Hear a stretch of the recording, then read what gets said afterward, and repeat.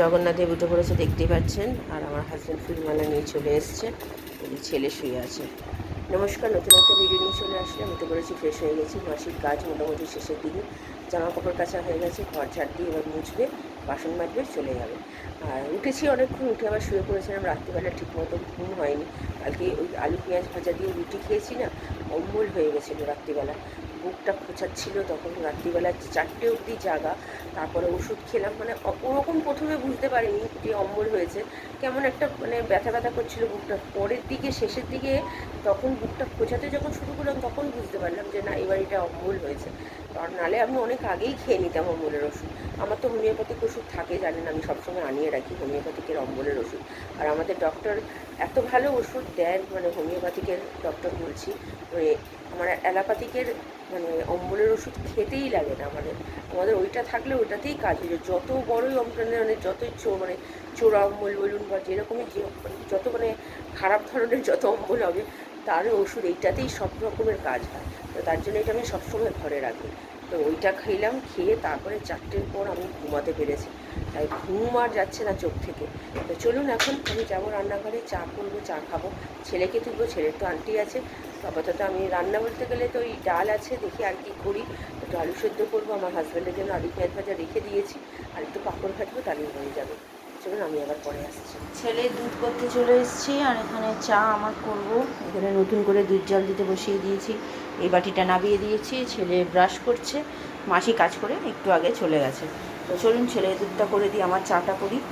ছেলের দুধ রেডি।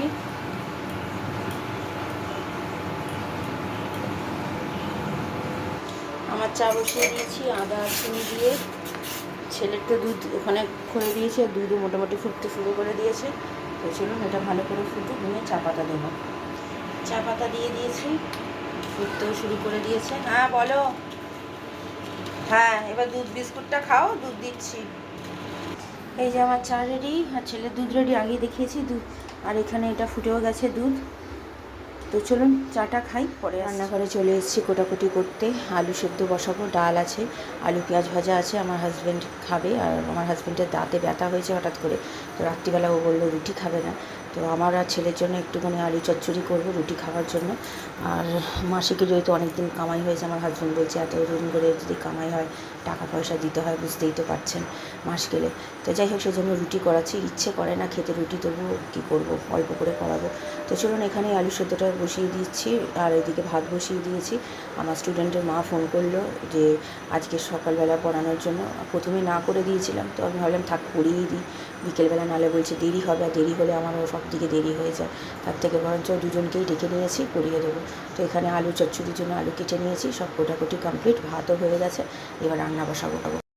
রান্নাঘরে চলে এসেছি। এখানে দেখতেই পাচ্ছেন, এখানে আলুটা আজকে এরকমভাবে মাখবো যে কালো জিরে আর শুকনো লঙ্কা ফোড়ন দিয়ে, আমার হাজব্যান্ড বলে এভাবে খাবে। তো তাই জন্য ওইভাবে তেলের মধ্যে দিয়ে ফোড়ন দিয়ে এভাবে করে দিলাম। তো এখানে পাঁপড় ভাজছি, ডাল তো রয়েছেই, আর আলু ভাজাও রয়েছে।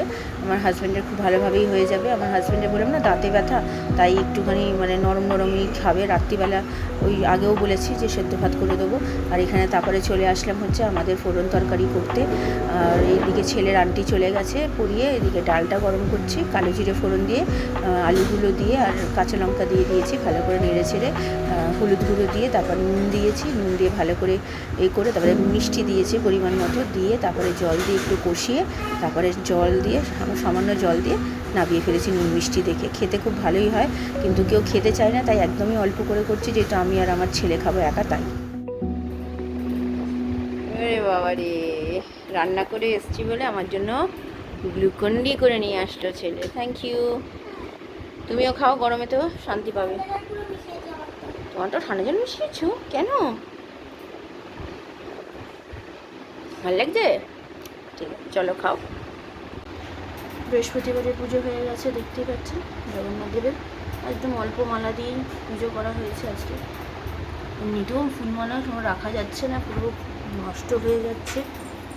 তো আমার স্টুডেন্ট চলে এসছে, আমার এখনও স্নান করে উঠতে পারিনি আমি। চলুন আমি স্নান করি। আমার হাজব্যান্ডের খাওয়া হয়ে গেছে, চলুন আমি পরে আসছি। বসেছি, দেখতেই পাচ্ছেন দুজন স্টুডেন্ট চলে এসেছে, মানে পড়া মোটামুটি হয়ে গেছে। ছেলে স্নান করতে গেছে, তাও একটু দেরি করে ছেলে স্নান করতে গেছে। ছেলে টুকটাক অনেক কাজ করে দিয়েছে আমার, যেহেতু আমি পড়াচ্ছি বলে। তো চলুন আমি আবার পরে আসি। এইদিকে আমার পরানো হয়ে গেছে, জামা কাপড় মোটামুটি শুকিয়েছে, সব শুকায়নি। আবার আমার ছেলে তুলেছিল আমি যখন পড়াচ্ছিলাম, তো ছেলে ভেজা সমেতই তুলে রেখে দিয়েছিল, তো আমি আবার সেগুলোকে মেলে দিয়েছি। ও বাচ্চা, ও কি অত বোঝে। তো আজকে আমার বাবা মা আসবে বিকেলবেলা, মানে সন্ধেবেলা একটু কাজেতেই আসবে। তাও বললো তোর বাড়ি যাবো, তো আসবে। তাই এসে রাত্রিবেলা আমি বললাম খাওয়া দাওয়া করেই যাবে, তাই একটু লুচির তরকারি তো করেছি অল্প করে, একটু ভাজাভুজি কিছু করতে হবে, নাহলে কী করে খাবে। আমার হাজব্যান্ড বলেছিল ভাত খাবে, বললাম না, যেই শুনেছে লুচির কথা বলছে হ্যাঁ আমি লুচিই খাবো। তো যাই হোক, এটাই রাত্রিবেলা আমাদের খাওয়া দাওয়া। ভাই আসবে কি না জানি না, ভাইয়ের জন্য খাবার দিয়ে দেবো। মিষ্টিও আছে, গতকাল যে মিষ্টিটা দেখালাম সেই মিষ্টি আমাদের খাওয়া হয়নি, খাইনি। ইচ্ছা করেনি, আম খেয়েছিলাম তো, মানে খেতে ইচ্ছা করেনি। হয়তো বাবা মার কপালেই রয়েছে মিষ্টিটা, তার জন্যই হয়তো খাওয়া হয়নি। তো এই যে ছেলেরও এখানে আবার খেতে দেবো। এই যে দুপুরের খাবার, ডাল, আলু সেদ্ধ, পাঁপড় ভাজা, এটা রাত্রিরের। তাও একটু করেছিলাম বলে আমার বাবা মা আসলে দিতে পারবো। তো চলুন একটু বেগুন ভাজবো, আগেও বললাম একটু পটল ভাজবো, তাহলে ওই দিয়ে আমাদের দুপুরের রাত্রিরের খাবারটা হয়ে যাবে। তো চলুন, এখানে আলু সেদ্ধ এইগুলো দিয়ে সব আমার ছেলে আমার সাথেই খাবে বলে আমি অনেকক্ষণ বলেছি আগে খেতে, পুরো পড়ালাম যেহেতু, তো ওরা চলে গেছে। এবার আমি খাওয়া দাওয়া সেরে নিই, পরে আসছি। চলুন, অনেকটাই বেলা হয়ে গেছে, 2:30 বেজে গেছে। গুড ইভিনিং, এখন 3:30 বাজে। খাওয়া দাওয়া তো সেরে উঠেছি, আজকে 3টে বাজতে 10 মিনিট বাকির মধ্যে খাওয়া দাওয়া হয়ে গেছে। পড়ানো ছিল, পড়ানো অন্য সময় যেরকমই হয় তার থেকে বরঞ্চ বেশি দেরি হয়, আজকে মোটামুটি তাড়াতাড়ি হয়ে গেছে। তো এখানে জামা কাপড় যা যা মোটামুটি শুকিয়ে গেছে, কয়েকটা ভেজা আছে, আজকে শোকাতে এত দেরি হচ্ছে কেন বুঝতে পারছি না। তো যাই হোক, এদিকে একটু রেস্ট নেবো। ছেলে তো এখন একটু পড়ে নেবে, আর বিকেলবেলা তো আমার বাবা মা যেহেতু আসবে, তো পড়া তখন হবে না, কালকে যেহেতু আন্টি আছে। আমার ছেলের আনন্দ দেখেছে, আমার বাবা মা আসবে দেখে। তো যাই হোক, বাবা মাদেরকে বললাম না লুচি আর তরকারি মানে করেছি, মানে লুচি করাবো। আর তরকারি তো করেছি, অল্প করেই করেছি লুচি বলছি, তরকারি। তো রাত্রিরে বেগুন ভাজবো, একটু পটল ভাজবো। আমার হাজব্যান্ড আগেও বলেছি যে আমার হাজব্যান্ডকে বলেছিলাম যে ও বলেছিল ভাত খাবে, ওর দাঁতে ব্যথা হয়েছে, সামনে এই জায়গাটা মাড়ির এখানটা ব্যথা হয়েছে, যেই শুনেছে লুচি হবে তো ও লুচিই খাবে বলছে। ও আর বলছে না, তো খাবে। আমি জানতাম, সেই জন্যই ফোন করেছিলাম আমি যে তুমি খাবে কি না, তখন বলে হ্যাঁ আমি লুচিই খাবো। তো যাই হোক, সেই জন্য লুচিই করাবো। আর আমার ভাই আসবে কি না জানি না, ভাই যদি না আসে ভাইয়ের খাবার পাঠিয়ে দেবো। আর আম আমি গতকাল তো পাঠিয়েই দিয়েছি, আমার ঘরেও আম আছে, আসলে আম কেটে দেবো। তো ঠিক আছে, চলুন। আজকে বিকেলে পড়ানো নেই, একদিকে নিশ্চিন্ত। সকালবেলা আমি জানতামও না বাবা মা আসবে আজকে, যখন পড়ানোর, হ্যাঁ আমার ছেলের আজকে পড়া নেই। তো যখন আমি পড়ানোর কথা হয়েছে তখন আমি জানতামও না আমার বাবা মা আসবে কিনা। যদি জানতাম তাহলে আমি একটুখানি বেশি করে তরকারিটা করতাম। আমাকে কিছু বলেনি, এবার এমন সময় বলছে তখন, এবার সব সময় বাইরে থেকে গরমের মধ্যে খাওয়া দাওয়া ভালোও লাগে না। তো তার জন্য আমি বললাম ঘরেই করে দিই, এটাই খাবো।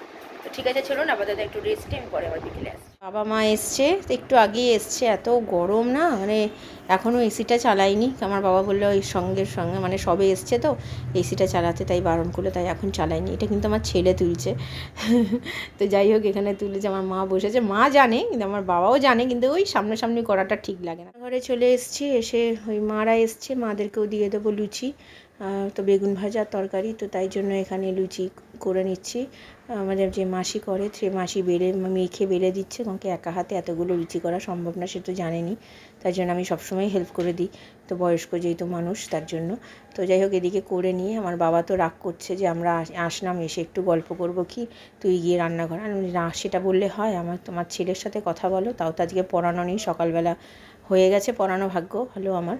তো তার জন্য এটা করে তারপরে যাব ঘরে। তো চলুন, এদিকে আমার রান্না কমপ্লিট হয়ে যাচ্ছে, এখন সব কিছু গুছিয়ে দিয়ে দিয়েছি। আর আমার ছেলে ওই দিক থেকে তা টাটা করছে, খাবারটা ওর হাতে করে দিয়ে বললাম যাও দিয়ে আসো, গাড়ি অবধি গাড়িতে তুলে দিয়ে আসো। গাড়ি নিয়ে এসছে, জানেন তো আমার বাবা মা আসলে গাড়ি নিয়ে আসে, কারণ বাসে ট্রামে করে আসতে পারে না, কারণ পায়ের হাঁটুর অবস্থা খুব খারাপ। বাবা আগে গিয়ে গাড়ির কাছে গিয়ে দাঁড়িয়ে আছে, আর আমি তাই এখান থেকে তুলছি। মনটা ভীষণ খারাপ লাগে, কয়েক ঘন্টার জন্য আসে, তাও বেশিক্ষণ থাকতে পারে না, যেহেতু গাড়ি নিয়ে ড্রাইভার নিয়ে আসে, আবার ড্রাইভার কাকু যাবেন বাড়ি, তো সেই জন্য তাড়াতাড়ি করে চলে যেতে হয়।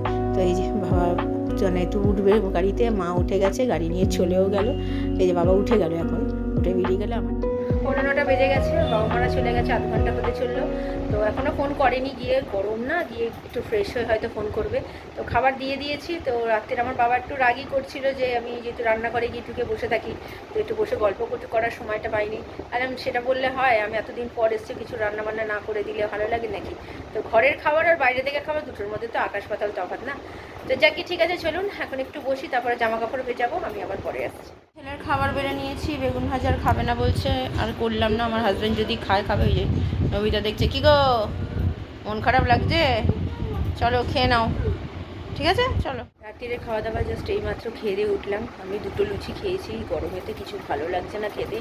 আম খেয়েছি, আম খেতে গিয়ে এমন বিষম খেয়েছি, মানে চোখে মুখে একদম পুরো অন্ধকার মতো দেখার মতো।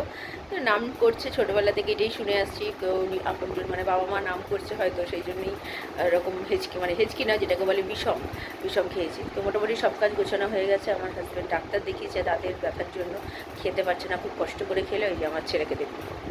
আর কালকে আমরা আম মুড়ি খাবো, আমার হাজব্যান্ড খাবে হচ্ছে ওই ফেনা ভাত করে দেবো। আমার ছেলে পছন্দ করে না ফেনা ভাত, আম আছে কোনো অসুবিধা নেই, আম মুড়ি আমরা খেয়ে নেবো।